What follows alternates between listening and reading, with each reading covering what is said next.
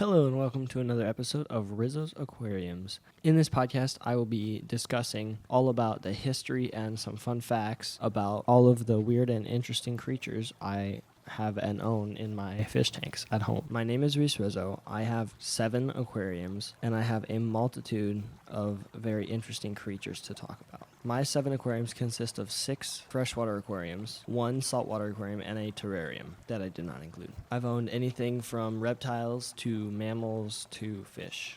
Today is a very special episode for me because it is one of my absolute favorites. We will be discussing goldfish. And I know you're like, goldfish? What? Really? That's dumb. Goldfish are everywhere. And I will give you that they are everywhere. However, goldfish are one of my personal favorites. Right now, my goldfish are in a 55-gallon aquarium, and I keep the water temperature at 66 because of my axolotl.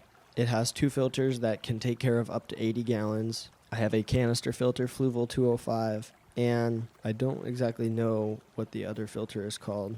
I have a 4-foot light on that tank that lights the whole tank. I lined the back of the tank with plants, multiple different colors, red, white, purple, green, and then I have a ring bubbler. And my goldfish kept on digging it up. I had to put one of those volcano props over it so that they would stop digging it up. And I have 2 hiding spots for my axolotl right now, and then some scattered flat rocks in the bottom. My substrate that I chose to use was sand because it's the best for an axolotl. I did not base this tank anywhere around my goldfish, except that I did give them a lot of swimming room. I based this tank around my axolotl because it is originally my axolotl tank. I chose goldfish to go with my axolotl because that is one of the best fish. That is one of the cheapest fish, most colorful fish, and one of the fish I know the most about. As to other types of fish where I'd have to special order them and they would be a lot of money, I also chose goldfish because they are one of the only fish that I can get for cheap, that like for less than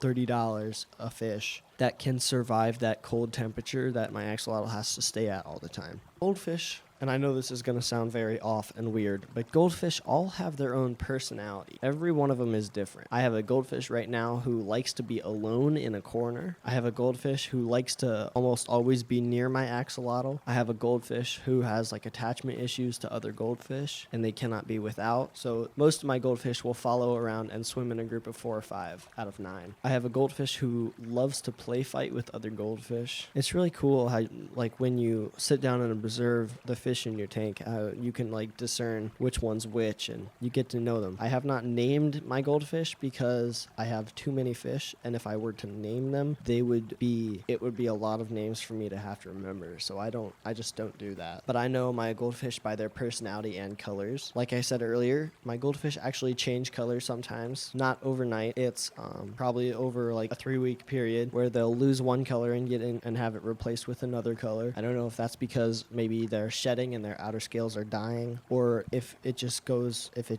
like that, and that's how all goldfish are. My fish are very, very important to me. They are one of the things that I use to decompress after a long day of whatever, whether or not I'm tired or whether or not I'm hungry. They will always be there, and I can always sit down and watch them before I go to bed. So it's always a lot of fun for me. Goldfish are a very active type of fish. They are derived straight from carp. They are one of the closest.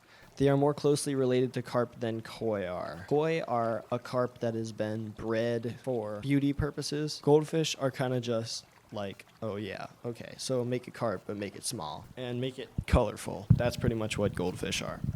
There's a lot of different types of goldfish you can buy. There's fantails, there's fancy goldfish, there's comet goldfish, which are my favorite. Those are the ones that you can get for 50 cents at the store. And there's 2 types of comet goldfish. There's short-tail comet goldfish, and then there's long-tail comet goldfish. I personally enjoy the long-tail comet goldfish more because when, like their name says, when they grow up, their tail becomes like 4 inches long, as to where a regular goldfish will just have like a 1-inch tail or whatever. It always depends on the size.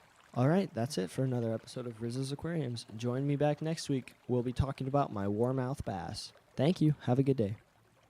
This is WJHS 91.5 The Eagle.